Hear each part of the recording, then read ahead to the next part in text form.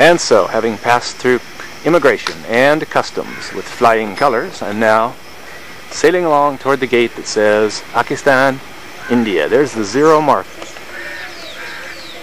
They dropped the chain, and now I'm in a portion of the no man's land. And so it says here, welcome to India. So far it's been not an unpleasant situation. Everybody's been reasonably friendly. Unbelievable. Sikh men cycling with golden panniers. I think they were carrying water. One of them broke ranks and rode across and right into my path. He almost scared the water out of me. I smiled, he smiled, and we rode on. I felt like a grain of sand awash in a sea of humanity. India, almost 1 billion people. They hustle about on the streets while trucks, cars, tuk-tuks, motorcycles, and bicycles swerve, honk, and flow in semi-organized chaos.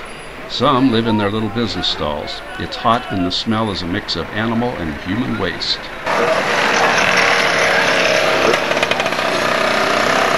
And I found this building interesting, but I found this lifestyle even more interesting.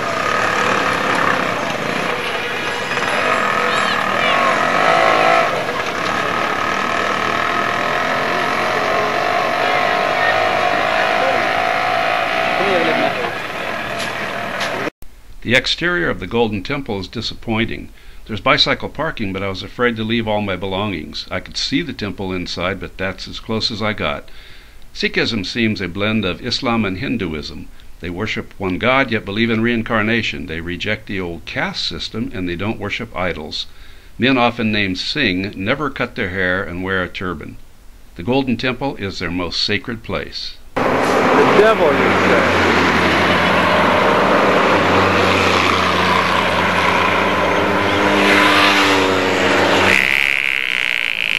Hello.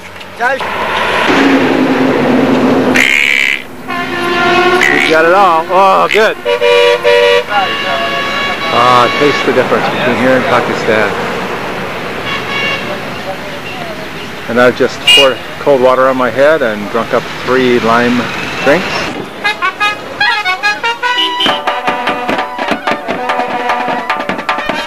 My first elephant sighting.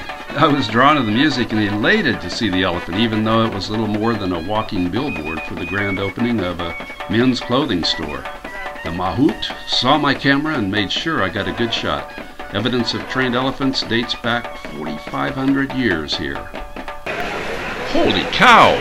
Though most here in the Punjab are Sikh, they are tolerant of other religious beliefs. Thus these sacred bulls are allowed to wander through the marketplace. Tolerance ended when one of these malnourished-looking critters tried to eat this guy's bananas. He hit it on the head and pushed it away. Holy cow! The blazing heat had me stopping at every water pump. I met Lalji Singh, strongest man in India, 1986. He was impressed with my crazy journey and said, "We must have a snap." I followed him on his motor scooter. Snap turned out to be a photographer's shop. I got it. Snapshot. Some typical handshake poses, then he swept me up and created one of my favorite memories. He said, "We must have juice." I felt compelled, even though I knew it meant a week of diarrhea.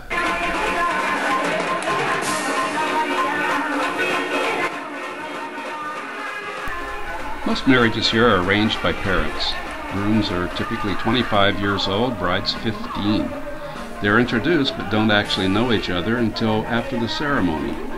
I discussed this with a young guy. When I asked if he resented, he said, "No, these are my parents. They want the best for me."